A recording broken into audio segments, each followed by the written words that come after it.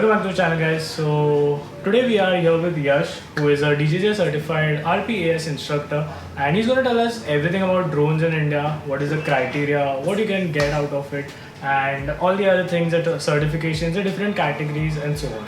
So without me talking a lot about it, let's get to Yash. So just tell us something about yourself, what you have done, and how DGC has approved you and about drones. So for me, drones and aero modeling started as a hobby when I was in school. After that, making various drones in colleges while my engineering was going on, I developed few of them for specific applications and everything, and then I joined Bombay Flying Club for my PPL. While doing my PPL, I got an opportunity to be trained as a trainer at DGCA. So it was a 5 days training that happened for us as instructors at DGCA, where we were taught to fly different types of drone. There were theory classes that we had to attend, and then our test to go for our instructor rating, and then we got our instructors. So like, I've been into drones since 2008, but like it all started back as a hobby and now turning it into a profession. So in India, how many total DGC approved instructors are there, and how many FTOs do you think can train you for it? So there are something around 25 to 29 FTOs, out of which every FTO has 1 or 2 instructors. So if we go to take, there are something around 25 to 29 RPS instructors all across the country, and there are 4 master trainers. So yes, we can proudly say one of the master trainers is from Bombay Flying Club, that is Captain JP Sharma. That's great. So that's about what you require to be a drone instructor. Now next we'll straight on move to the eligibility and what DGCA wants you to have in order to start training as a drone pilot. So for anybody who wants to become a drone pilot in India, the basic qualification required is 10th pass, but it should be in English medium, because coming to the syllabus after that, you have to cover navigation, meteorology, regulations, RT. So when we talk about RT, that's where English comes into picture. So yes, 10th pass in English is a basic qualification required, and after that it is a 5-day course. How I term it is a month-long course if you go to see. Okay. Out of which 5 days is theories, where you will be taught about navigation, meteorology, regulations, RT, technical specific and everything. And once you clear the theory phase of the training, there will be a test conducted after something similar to the SPL type of thing. Okay. Once we clear that test, we'll be moved on to simulator. Once we on simulator, first we'll be teaching you about the drones, how do we fly it, some normal maneuvers and emergency procedures. Once you pass the simulator test, you will be taken up on an actual flying, over which there will be certain exercises that you have to cover, and once you are thorough with the exercises and you are released solo, after your solo there are few hours that you need to complete according to our syllabus, and on completion of everything there will be a final theory practical test that will be taken, which will be testing you upon various things you were taught, like different maneuvers, emergencies, recoveries and everything. On passing the complete test, we at Bombay Flying Club give you a certificate, and the DGCA has made up a platform known as Digital Sky Platform, over which you can apply for a UAOP, which is Unmanned Aircraft Operator's Permit. And for an operator's permit, you need a certificate, training certificate from any flying training organization. So in Maharashtra, it is only the Bombay Flying Club who is providing it. That's great. So on a scale of 1 to 5, how would you rate how difficult is it to go through this training? Like if someone is absolutely doesn't have any idea about drones or has never flown any unmanned vehicle for that matter. So yes, for anybody who has never flown an unmanned vehicle, for him the training is going to, I can scale it up upon 4 out of 5. But for it is only the matter of how you practice and how good you are with the controls. So over here, how drones are emerging in the market, it is like there are people from various age groups that may come to us. But like if you go to see the youth, people from the youth, if they come to us, then it won't take them long to catch the controls and everything. But if a person who is something around 30s, 40s, for him, yes, it can be a problem to grasp the control. That's all, nothing more than that. Otherwise, it is a pretty simple course. Like you just need to have the confidence on the drone and on the controls you have. So it's like learning anything. Somewhere you're gonna face difficulties. So it's nothing which is like rocket science. It's Yeah, just nothing like rocket science. So next point that we're going to discuss about the different categories of drones and how you need to choose which category you belong to for whatever type of operation that you are planning to do. So back to Yash. So according to DGCA, there are 5 categories of drone: nano, micro, small, medium, large. All these categories are taken from weight, like weighing from 0 to 250 grams is termed into nano, from 250 grams to 2 kg is termed into micro, 2 kgs to 25 kgs is small, and 25 to 150 kg is medium, and anything that is greater than 150 kg is large category drone. So, like drones are categorized as per their specifications, and also an application plays an important role into it. That for certain applications, a nano drone would like do the work. Suppose if you want to film something, like if the same thing we would be shooting with the help of a drone, then we could use a nano category drone as we are indoor and there are space constraints, and the payload of the drone is also nice, so you can use that thing as a daylight camera and film it. But now if I say I want to do some inspection of a windmill or I want to survey a land, so in that cases, according to the flight time you want, according to the area you want to cover, the categories of drone may increase, like ranging from small, medium or large. So according to DGCA, if you want to fly a small category drone, which in most 90% of the case, it is going to be a small category drone about 2 kg for any industrial application you take, like survey, 3D mapping, inspections, agriculture and all those stuff. So small category, you can term it as a universal category, that if you have a license in small category, that means you can do any application job you want to. Okay. So that is how the drones are classified in India, and according to your application it may vary, but as I said, a small category drone is perfect for all the applications. So is there any change of the level of difficulty or the amount of study you have to do if you're going from a small to a maybe other category or greater category? No, there isn't going to be any change or difficulty into the training. Training is going to be vigorous in a way that you can fly any category of drone. Okay. The things that you may need to learn about is to facing emergencies. As we go a level higher in the category, the number of risks, mitigations and the emergencies a pilot may face may increase. Okay. So with the category, we inculcate you more with the emergencies and recovery procedures, because it may not be the emergencies that you face in a small category drone will be the same emergencies you will face in a large category drone.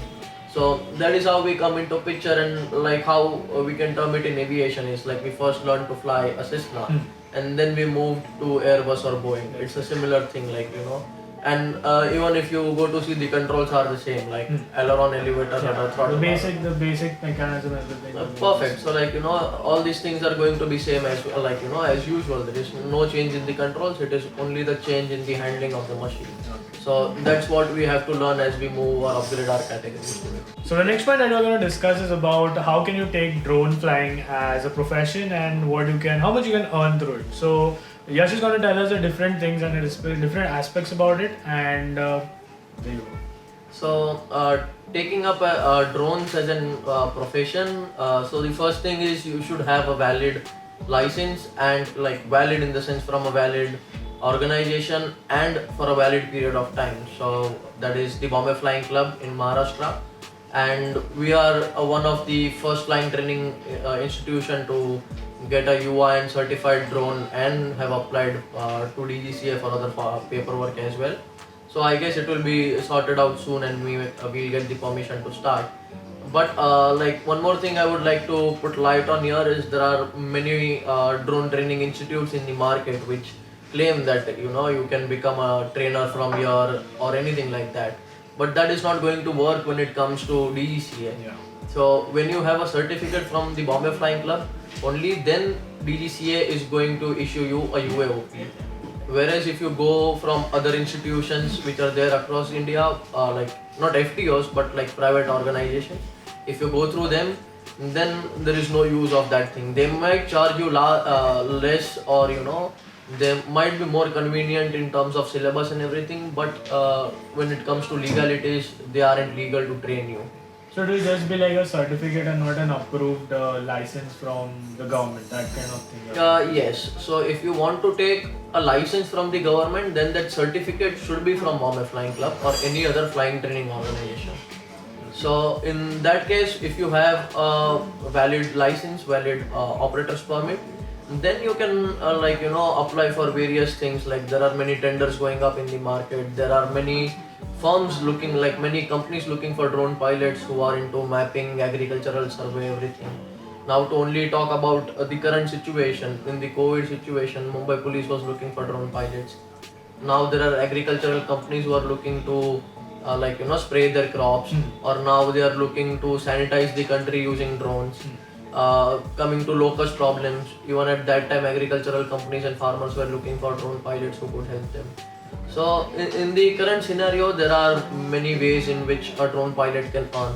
It is only upon what is his experience and how he has gathered that experience. So you might not be paid very good in the beginning. It may be from 2000 per day, 2000 per day, or 3000 per day. So that doesn't matter when you when you are just qualified. What matters is for you to gather experience at that particular point of time. And once you gather sufficient experience, once you become an expert, after that, yes, you can you can charge from 10,000 per day to 8,000, 10,000, whatever you wish to. But for to get to that level takes a lot of practice and takes a lot of work to do to gather that kind of experience. Because be it any application, it is going to differ, because as even we learn in aviation that weather plays an important role for us. Yeah. So weather, terrain, and other other things may not be same, which was at point A and point B. That's true. So that is how we are going to learn. And once we have an experience to, we can never say all the emergencies and anything, because we don't know what may happen at any point of time. But once we cover it on a large scale and our experience grows, after that, yes, we can earn pretty well. Like for people who are thinking to come up as a drone pilot, yes, it is nothing like we won't be able to there won't be any professional growth, or we'll be paid less. With the expertise, there is professional growth, as well as they're going to be paid well if they choose the right company according to whatever application they are expertised into. So to sum it up, we can say that an amateur drone pilot who has just got a license can get up to 2 to 3,000 a day, and once you get the expertise, you can easily earn up to 15 to 20,000 a day, depending on what work Yes. firm you. That's pretty good. And that's pretty good enough to fly with. And it also depends upon applications, or how big the scale is. Suppose if I want to map a farm, and that farm is, say, suppose 10-15 acres, it might take you 3-4 days. That's it. So it also depends upon the scalability of the project you are working on. So last point that we're going to talk about is the future of drones in India, and what Yash thinks, since he's experienced in this field for quite a lot of time, and what he thinks about it. So the future of drones, like as we rightly say, everybody over here, is the future is unmanned. Be it manned aviation or unmanned aviation. Like we have autopilots onto manned aviation, like manned aircrafts as well. So the future is unmanned. There are many drones which are evolving. There are even DGCA is working on beyond visual line of sight, which may give up a future to also drone taxis, where a person gets sit into it and can travel. Like there are many countries who have done that thing. Dubai is one of them. Dubai has drone taxis. There is a company in US. They have also developed it. So yes, there are even people in India who have developed it. We may not know them, but yes, they do exist in the current state as well, and they are giving things to drone taxis and stuff. Then comes this drone delivery, which may happen soon. We all of us have been listening to it since last 2-3 years that Domino's is going to deliver pizza using drones. So yes, that might come up very soon. Like now I can say yes, very soon, because experiments are taking place. According to them, a new rule will be formed, and those people who adhere to that guidelines will be getting permissions to do that thing. One more thing we can say is the medical, where you have to supply medicines to rural areas, be it blood samples or the blood banks can supply blood to patients in rural areas, insulin deliveries and everything. So yes, like there are contracts even in India going up. Even we at Dhule base were approached by a company that they wanted to set up a delivery base over there, but there were some like challenges that we are working upon, and if that may finalize, yes, we might have that in Bombay Flying Club at our Dhule base as well. So the future is vast if we go to sea, and anybody like in aviation, this is the right time to enter into drones. If anybody is willing to, can enter, and yes, the future is bright and the future is unmanned after all. So I guess guys, that's it. I hope that we have answered most of the questions which I was getting for drone training, and we'll sum up the video over here. And if you guys have any doubts or anything or any type of queries that you want to ask about drone training, I will leave a link in the description, and you can have a direct word with our representatives at the Bombay Flying Club, and they'll surely help you out. And for any other queries, you can also check their website. I'll put a link on the screen somewhere as well as in the description. So I guess that's about the video today. And if you like the video, you know what to do. Just go hit the subscribe button, and I'll see you in the next one. Till then, take care, stay safe, and stay golden.